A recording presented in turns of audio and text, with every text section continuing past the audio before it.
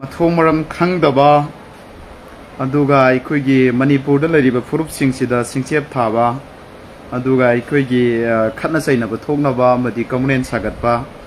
amadi akoigi migi dharma da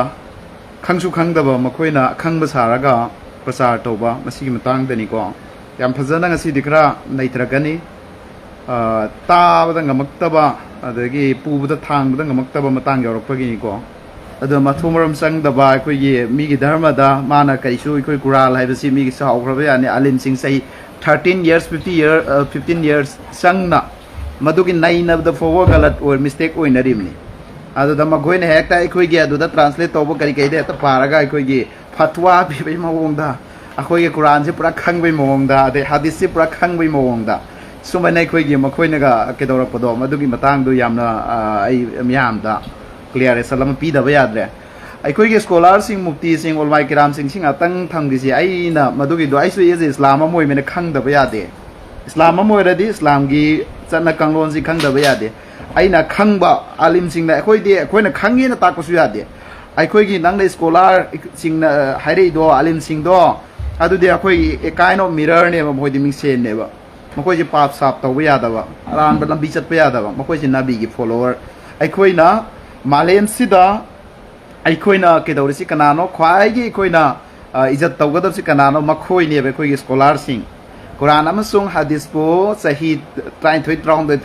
wa research story ba kangu aikoi dar maulana mufti sa sigi sine akoina sumaina selut tawgadabsi maramdi aikoigi hadis tahiri aikoigi maulana alim sing na haibiri Allah gi nabi aikoigi maulana munda aikoigi scholar Quran gi scholar adagi hafiz sing adagi mukti sing kari sing sida amuktang nungsini engbasi Allah gi nabi di engbasa man so pigane haibiri sitanate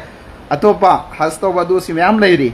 aduna makhoi sidi khoigi kind of mirror ni akhoi da ngangbadi kasukai de ikhoigi scholar sing da sangdam naraba Quran da sangdam naraba hadis da ikhoigi blame laba madugi dudi ikoi compromise no compromise masi malem da busing da ba malem ge so country na busing da bangam banate India da so sing da bangam banate Quran da hadis da ikhoigi Manipur gi pik khrab du nate ko sao khraba si Bharat India says the so sing na bangam banate ikoi nga si fowa Gita gi maram da su blame taude Christian gi ikoi gi Bible gi maram da su ikoi blame taude madu mi gi mai dharma gi sachabini sanabini ikoi nga si fowa dharma am foju hantana haide khoi pangalna haiba su yade akoi mi gi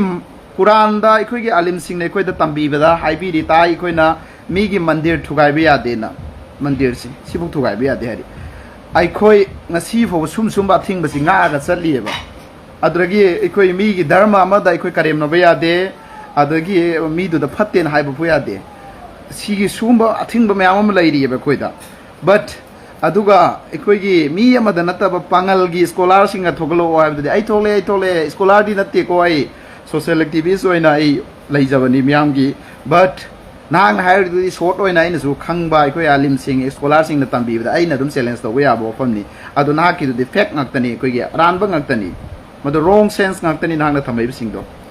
aikoi gi ngarang bahag na Quran Amasung Hadis ta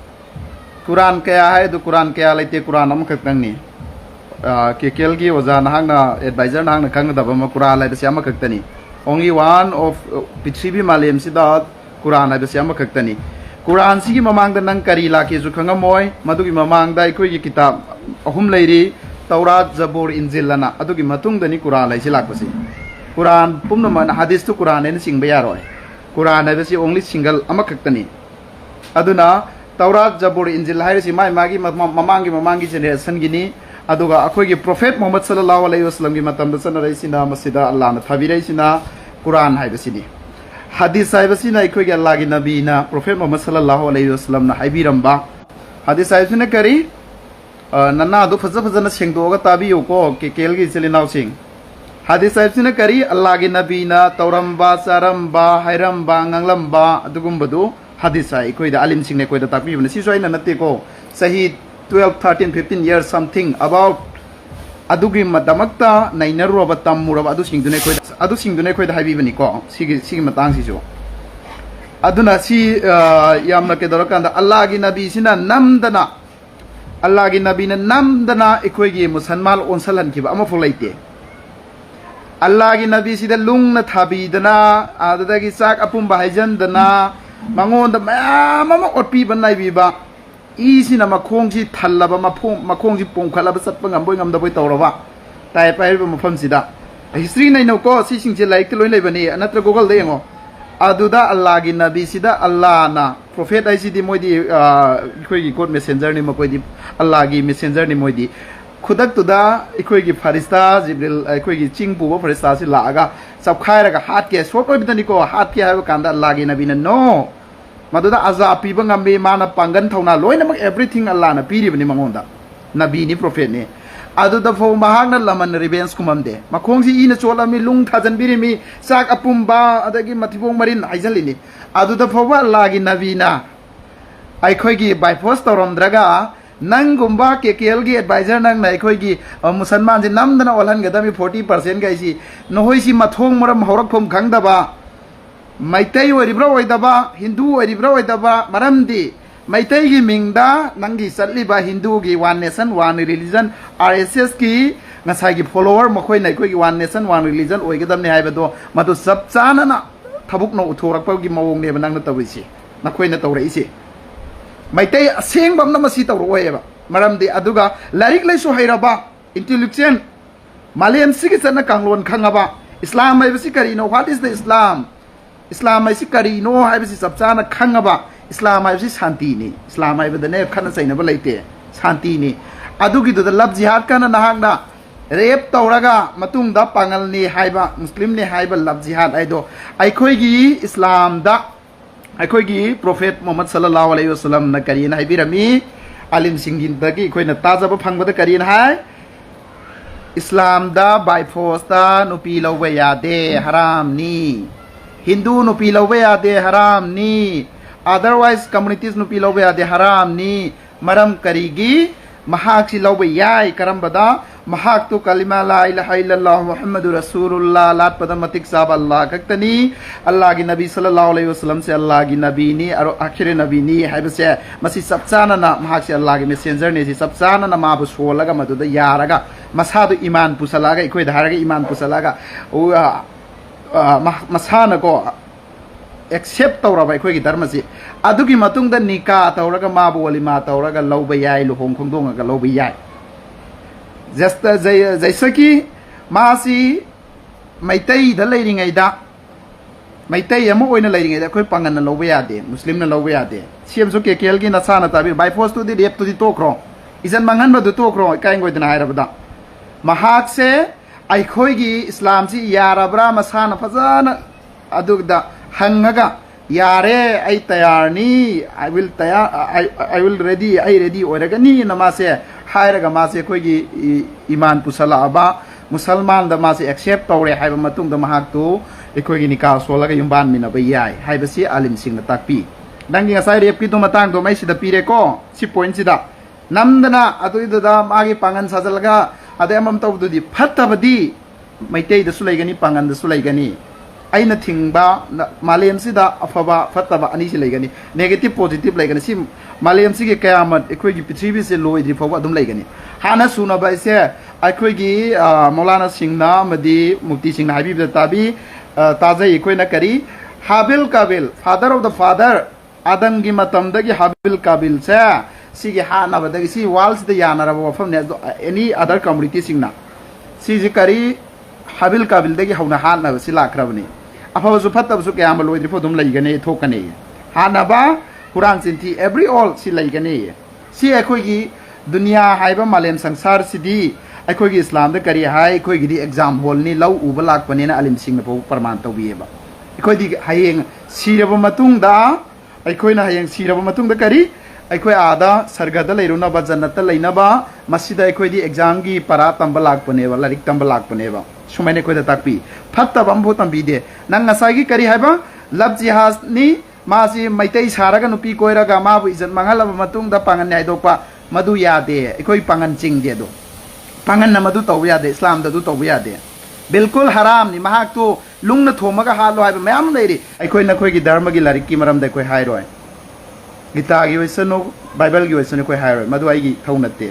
ꯗꯦꯕꯦꯠꯇ ꯀꯔꯤꯗ ꯃꯗꯨ ꯉꯥꯡꯅꯕꯗꯨꯗꯤ ꯇꯣꯉꯥꯏ ꯐꯗꯦ ꯅꯁꯥꯒꯤ social ꯃꯤꯗꯤꯌꯥꯗꯒ ꯅꯍꯥꯛꯅ ꯍꯦꯛꯇ ꯀꯨꯔꯥꯟꯒꯤ ꯋꯥꯔꯤ ꯍꯥꯏꯕꯗꯣ ꯃꯗꯨ authorise ꯑꯣꯏꯕ ꯄꯣꯠ ꯅꯠꯇꯦ ꯃꯗꯨ ꯃꯤꯒꯤ ꯖꯥꯇꯤꯒꯤ ꯆꯠꯅ ꯀꯥꯡꯂꯣꯟꯗ ꯊꯤꯡꯖꯤꯟꯕ ꯑꯃꯅꯤ ꯑꯗꯨꯕꯨ ꯅꯪꯒꯨꯝꯕ ꯑꯃꯗꯨꯗꯤ ꯑꯩꯅ ꯆꯦꯂꯦꯟꯖ ꯇꯧꯔꯤꯁꯤꯅꯤ ꯍꯧꯖꯤꯛꯀꯤꯗꯣ ꯃꯌꯥꯝ ꯂꯩꯕꯥꯛꯁꯤꯗ ꯍꯦꯛ ꯑꯩꯒꯤ ꯚꯤꯗꯤꯑꯣꯁꯤ ꯌꯦꯡꯕꯤꯔꯤꯕ ꯄꯨꯝꯅꯃꯛꯅꯁꯨ ꯀꯃꯦꯟꯗ ꯑꯗꯨꯝ ꯍꯥꯏꯕꯤꯌꯨ ꯑꯩꯅ ꯉꯥꯡꯉꯤꯁꯤ ꯂꯥꯜꯂꯦ ꯍꯥꯏꯌꯣꯕ ꯆꯨꯝꯃꯦ ꯍꯥꯏꯌꯨ ꯑꯩꯈꯣꯏ ꯀꯔꯤ ꯍꯥꯏꯕ ꯉꯁꯥꯏꯒꯤ ꯂꯕꯖꯤꯌꯥꯠꯀꯤ ꯃꯇꯥꯡꯁꯦ ꯈꯔ ꯍꯟꯖꯜꯂꯒ ꯍꯥꯏꯒꯅꯤ ꯅꯅꯥꯁꯤꯡꯗꯨ ꯁꯦꯡꯗꯣꯛ ꯇꯥꯎꯕ ꯂꯕꯖꯤꯌꯥꯠꯀꯤ ꯃꯇꯥꯡꯁꯤ ꯀꯔꯤ ꯃꯁꯥꯁꯤꯅ ꯌꯥꯍꯜꯂꯕ ꯑꯗꯨꯒꯤ ꯃꯇꯨꯡꯗ ꯃꯥꯁꯤ ꯏꯁꯂꯥꯝ ꯑꯣꯜꯍꯜꯂꯕ ꯏꯁꯂꯥꯝꯗ ꯃꯥꯁꯤ ꯌꯥꯔꯦ ꯑꯦꯛꯁꯦꯞ ꯇꯧꯔꯦ ꯍꯥꯏꯔꯒ ꯑꯩꯈꯣꯏꯒꯤ ꯀꯨꯔꯥꯟ ꯑꯃꯁꯨꯡ ꯍꯗꯤꯁꯁꯤꯒꯤ ꯐꯣꯂꯣ ꯇꯧꯕ ꯉꯝꯃꯅꯤ ꯁꯤ ꯃꯁꯥꯅ ꯋꯥꯁꯛꯑꯕ ꯑꯗꯨꯒꯤ ꯃꯇꯝꯗ ꯃꯍꯥꯛ ꯑꯗꯨ ꯃꯨꯁꯂꯤꯝ ꯑꯣꯏꯔꯕ ꯄꯥꯡꯒꯜ ꯑꯣꯏꯔꯕ ꯃꯇꯨꯡꯗ ꯂꯨꯍꯣꯡꯕ ꯌꯥꯏ ꯂꯧꯕ ꯌꯥꯏ ꯅꯠꯇ꯭ꯔꯤꯉꯩꯗ ꯃꯍꯥꯛꯀꯤ ꯙꯔꯃꯗꯨ ꯀꯟꯚꯔꯠꯇ ꯑꯩꯈꯣꯏꯒꯤ ꯃꯩꯇꯩꯗꯒꯤ ꯑꯩꯈꯣꯏ ꯄꯥꯡꯒꯜ ꯑꯣꯟꯗ꯭ꯔꯤꯉꯩꯗ ꯂꯧꯕ ꯌꯥꯗꯦ ꯃꯁꯤ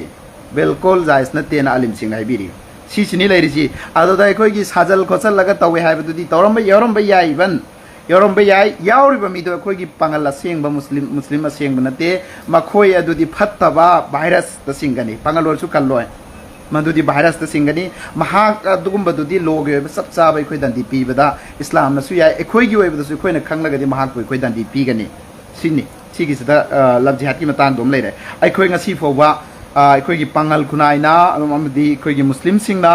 ꯃꯥꯂꯦꯝ ꯑꯁꯤꯗ ꯂꯩꯔꯤꯕ ꯃꯨꯁꯂꯤꯝ ꯄꯨꯝꯅꯃꯛꯅ ꯑꯩꯈꯣꯏ ꯅꯝꯐꯨ ꯁꯥꯐꯨꯗ ꯙꯔꯃ ꯑꯣꯜꯍꯜꯂꯨ ꯍꯥꯏꯕ ꯑꯩꯈꯣꯏꯒꯤ ꯂꯩꯇꯦ sini ngasai ki akhoi ki prophet ki matang da nahak na hai ki do akhoi ki kari hai ba any akhoi ki anti human ni hai ba akhoi ki dharma ki larik sing che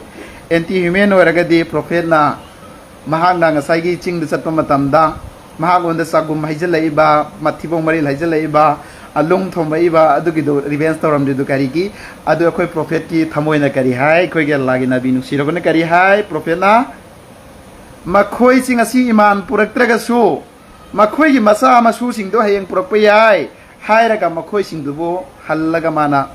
rebek toram deba ma pho hallaga laitum thomam de mangoda power dipi allah na isor na mangoda power dipi adubo hallaga thomam de adu ni ngasi type ta hairiba mafam tu da ngasi iman wala oiraga ngasi leirisi ngasi akhoi gi pangal musalman oiraga leirisi sini akhoi gi prophet ki dharma sandokpa gi niyom niti haragadi mahakna khangba ngamba aduna bo malem asida google da who is the best person in this world haiba matam da prophet muhammad sallallahu alaihi wasallam mana akhoi gi dab khwaidagi phaba misakchi kanano haibda prophet muhammad sallallahu alaihi wasallam mana pithibi da leiriba isai na so jews na so buddhist na so